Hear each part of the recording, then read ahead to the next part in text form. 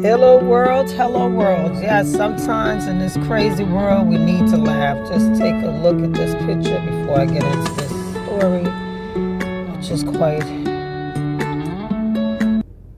depressing. In this case, this is entirely a domestic incident.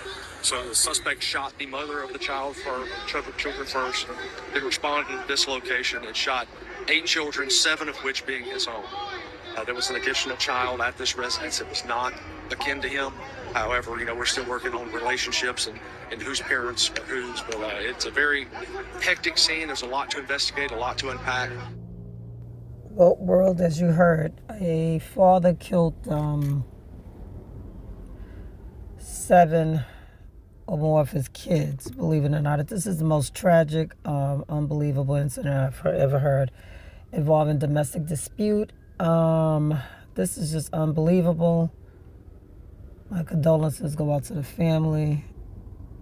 And the dude was actually taken out of his misery and was shot dead by the police. And so the after effects, and according to this news story, as you can read, it reads that the mother and other individuals are in critical condition.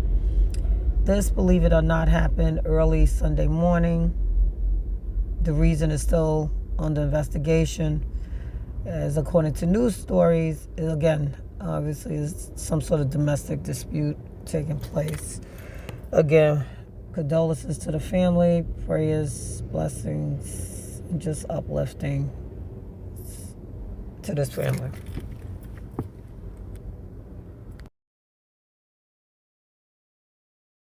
They say Elkins. We're getting more details about that deadly mass shooting out of Louisiana. 8 children were killed on Sunday. Police say Shamar Elkins, the father of 7 of those children, is responsible. They say Elkins also shot his wife and another woman before he was killed by police. Investigators are describing the crime as a domestic violence incident. NBC's Ryan Chandler joins us now from Shreveport, Louisiana. Ryan, what can you tell us about what happened, what we know, and what do we know about the gunman?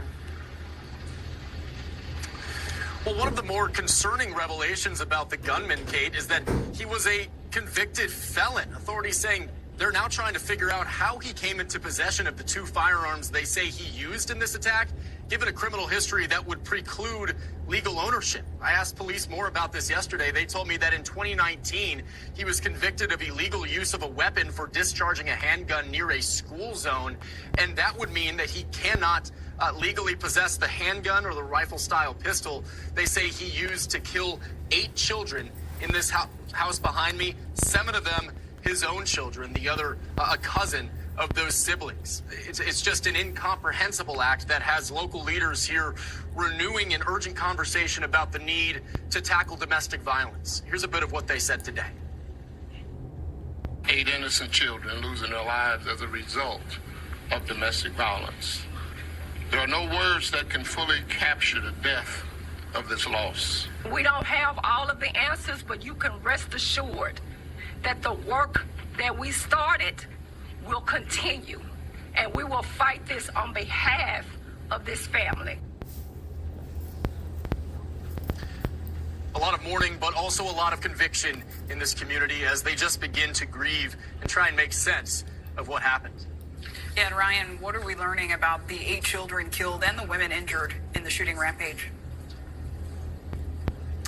Well, Clay, you see the memorial that is growing behind me. This is the scene of the crime, that house there. And all morning, people who say that they are relatives of the victims and pastors have been coming by to lay balloons and stuffed animals. Remember, these were children ages 3 to 11 years old. I was speaking with some people who said that they're the aunts, uncles, cousins of these victims, and they remember them as obviously sweet, innocent kids, part of a big, close family in a close-knit neighborhood, the kind of place that they never expected something like this, something so shocking would happen. So you see the love that they are pouring out for those children now, as the children's mother and one other woman are still fighting for their lives in the hospital tonight.